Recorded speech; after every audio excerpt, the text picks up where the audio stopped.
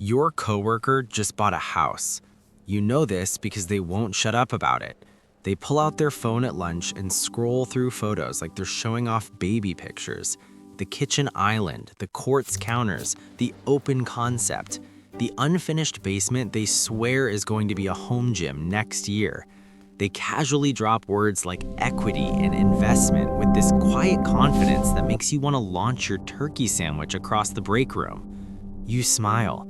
You say congrats. But inside, something tightens. That little voice shows up. Why haven't I done this yet? What am I messing up? Here's the truth. Nothing is wrong with you. What's wrong is that you've been sold a story so deeply wired into American culture that questioning it feels like blasphemy. The story is simple. Renting is wasting money. Buying a home is how you build wealth. Today, we're going to dismantle that story with math, because once you see the real numbers, you'll realize that for most people in 2026, buying a house isn't an investment. It's a financial trap dressed up as adulthood. Let's start with the phrase everyone repeats like it's gospel. Rent is just throwing money away.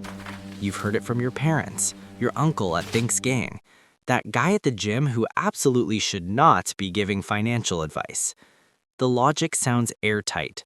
Rent disappears, ownership builds equity. End of discussion. Except that framing is so misleading it borders on dishonest. Because here's what nobody mentions. When you own a home, you're also throwing money away. A lot of it. You're just scattering it across categories so it doesn't feel as painful.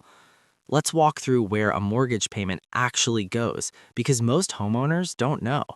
Say you buy a $400,000 home with a $350,000 mortgage at 7% interest over 30 years.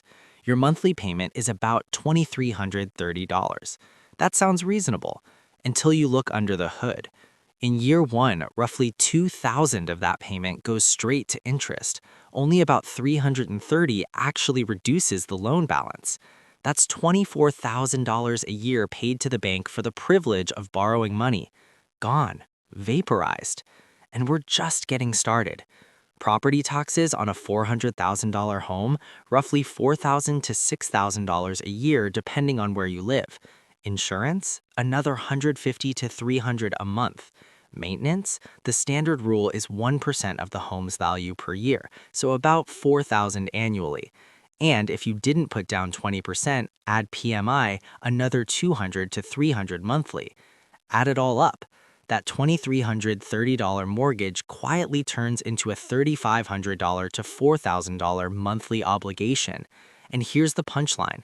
In year one, only about $330 of that is actually building equity.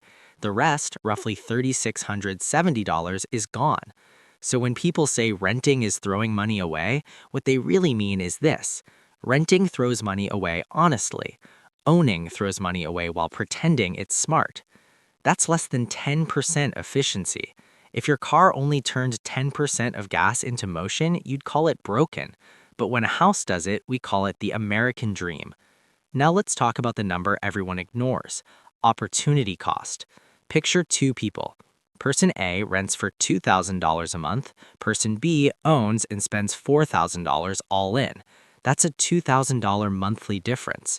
If person A invests that $2,000 every month for 30 years at a conservative 7% return, they end up with over $2.4 million.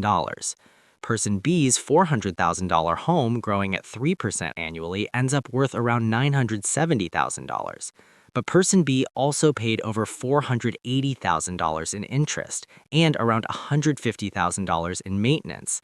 End result? One person has $2.4 million in liquid assets. The other has a paid-off house worth under $1 million. The renter wins and never had to replace a water heater to do it.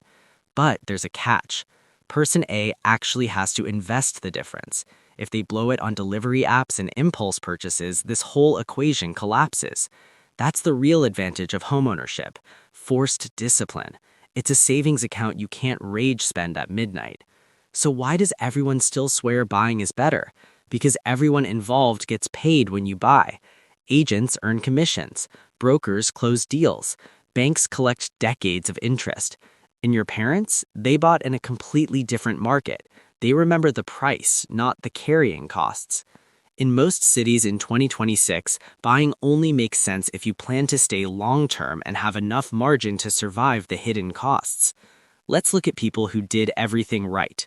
Meet the Johnsons. Dual income household, $180,000 a year, solidly upper middle class. On paper, they're crushing it. In reality, they're suffocating. They bring home about $11,000 a month. Then the bills hit. Housing costs $3,200, two car payments $850, car insurance $280, gas $350, student loans $750, daycare $1,400, groceries $900, utilities and phones $520. That's $8,250 gone. They have $2,750 left for emergencies, savings, and pretending they enjoy life. They feel broke because they are broke. They've built a cage out of payments and labeled the bars as equity. And equity isn't real money until you sell, but you can't sell because you still need a place to live. Lose one income and the house doesn't protect you. It demands payment. Miss a few and the bank takes everything. Renters can downsize. Homeowners are chained to an anchor. Yes, prices went up. So did everything else. Inflation did that. Your house didn't outperform. It just kept pace while demanding constant repairs. If home ownership were truly affordable, banks wouldn't need 30-year loans to sell it to you. We've normalized lifetime debt. So what's the move for the other 80% of people? Stop trying to win a rigged game. Winning in 2026 looks like this: affordable rent, cash reserves, investments you can actually access, sleep. Rent, invest the difference, build assets that move when life changes. When someone tells you rent is wasted money, ask them how much interest they paid last year. Watch the conversation die. Run your own numbers, not theirs. Wealth isn't about owning walls. It's about flexibility, control, and breathing room. And that's how you actually win.